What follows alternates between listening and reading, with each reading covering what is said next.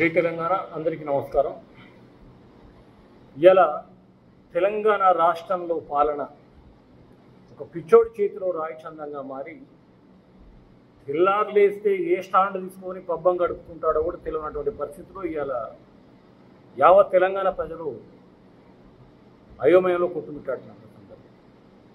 నేనేమంటున్నా అంటే, సరే నువ్వు అబద్ధాలు ఆడినవా, బహురూపుల మాటలు చెప్పినవా, బరిదగిన ఆరోపణలు చేసినవా, ఇవన్నీ పక్కన పెడితే చివరికి అబద్ధాల పునాదుల మీద ఒక ప్రభుత్వాన్ని అయితే ఏర్పాటు చేసినావు. దానికి తానాట తందాననే ఒక టీంను తయారు చేసుకున్నావు. ఆ టీముకు ఇలా పదవులు కట్టబెట్టినావు, వాళ్ళను పక్కన వేసుకున్నావు. నీకెంత నాకెంత అనే దంద నడుపుతున్నావు, దడుపు. కానీ తెల్లవారితే నోటీసులు, అరెస్టులు, ఈ కేసు ఆ కేసు అంటే పాలన అంటే ఇది ఒకటేనా, ఇంకోటి లేదా?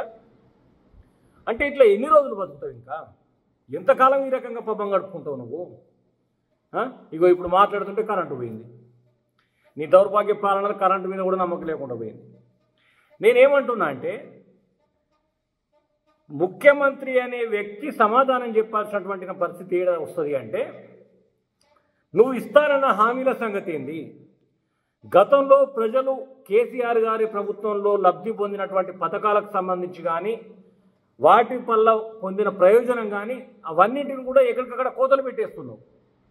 రైతు బంధు దిక్కులేదు, రైతు బీమా దిక్కులేదు. ఇవాళ కళ్యాణ లక్ష్మి తులం బంగారం అంటే తులం బంగారంతో పాటు కళ్యాణ లక్ష్మి కూడా మీకు అదేం అంత రావట్లేదు ఇంతకుముందు వచ్చినట్టు. 24 గంటల కరెంటు మీద భరోసే పోయింది. కొనుగోలు కేంద్రాలు లేవు, కొనే నాదుడు లేడు పంటలను. 24 గంటల కరెంటు అందించే కథ కూడా మర్చిపోయినావు. నీళ్ళ సౌకర్యం గంగలు కలిపినావు. చక్కగా తెలంగాణ రాష్ట్రం అంతా నీళ్లు వారుతున్నటువంటి పరిస్థితులను ఇలా అధోగతి పాలు చేసి ఇలా రైతులకు నీళ్ళు లేకుండా చేసినావు. పంటలకు సాగునీరు కరువైంది. ఏదైతే స్కూటీలు అన్నావు, మహిళలకు 2500 రూపాయలు వృత్తి ఇస్తానన్నావు, నిరుద్యోగులకు ఇస్తానని చెప్పినావు. వీటన్నింటిపైన ఒక్కనాడు కాకపోతే ఒక్కనాడు నువ్వు సమాధానం చెప్తావని చూస్తే వాటిపైన సమాధానం చెప్తాడు. ఇలా యావత్ భారతదేశం కాదు ప్రపంచం అంతా కొనియాడినటువంటి కాళేశ్వరం ప్రాజెక్టు మీద నువ్వు ఆ చిల్లర మల్లర రాజకీయాలు చేసి పబ్బం గడుపుకునే ప్రయత్నం చేస్తూ ఉన్నావు. నీ మీద ఉన్న కేంద్ర సంగతి మాట్లాడు, నీకు అంత మాట్లాడబుద్ధి అయితే. తెలంగాణ ప్రయోజనమే ప్రధాన ఉద్దేశంగా పనిచేసిన కేసీఆర్ గారు కానీ నీ లెక్క నీతి జాతీయ రాజకీయాలు చేయలేదు. ఇలా రాష్ట్రం అంతా అధోగతి పాలపై ఆగమాగం అవుతూ ఉంటే వాటికి సమాధానం చెప్పడం చేతగలటువంటి ఈ ప్రభుత్వం కానీ, ప్రభుత్వంలో ఉన్నటువంటి కార్యవర్గం కానీ, తెల్లవారులేస్తే నోరు వారేసుకోవడం, వీళ్ళని అరెస్ట్ చేస్తాం, వాళ్ళని అరెస్ట్ చేస్తాం, వీళ్ళకి నోటీస్ ఇస్తాం, వాళ్ళకి నోటీస్ ఇస్తాం, ఇదేనా మీ బతుకు? ఇలా పోలీసు సోదరులు కూడా ఒకసారి ఆలోచించుకోవాలి. గతంలో ప్రభుత్వానికి దేనికి పనిచేసింది మీరు?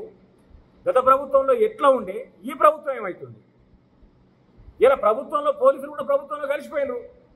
ఏది మా కాంగ్రెస్ పార్టీలో కలిసిపోయినటువంటి పరిస్థితి చూస్తూ ఉంటే, కేటీఆర్ అరెస్ట్ చేస్తా, కేసీఆర్ అరెస్ట్ చేస్తా, హరీష్ రావు అరెస్ట్ చేస్తా, అందరిని అరెస్ట్ చేస్తా. ఏం చేస్తా వచ్చేసి ఏం చేస్తావు? నీతో ఏమవుతుంది?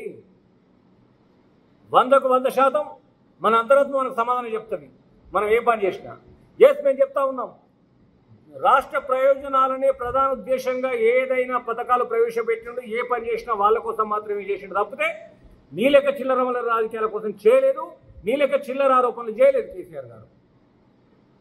ఇలా వారిని పట్టుకొని నువ్వు ఏదో చేస్తా, ఎన్నో పబ్బం గడుపుకుంటా, ఇదే నాకు ప్రమాదం, ఇంతకంటే గొప్ప నాకు మరొకటి లేదు, నేను చాలా అది ఇది అని చెప్పేసి నీకు నువ్వు భావిస్తే నీకంటే దుర్మార్గమైనటువంటి ముఖ్యమంత్రి మరెవరు ఉండరు.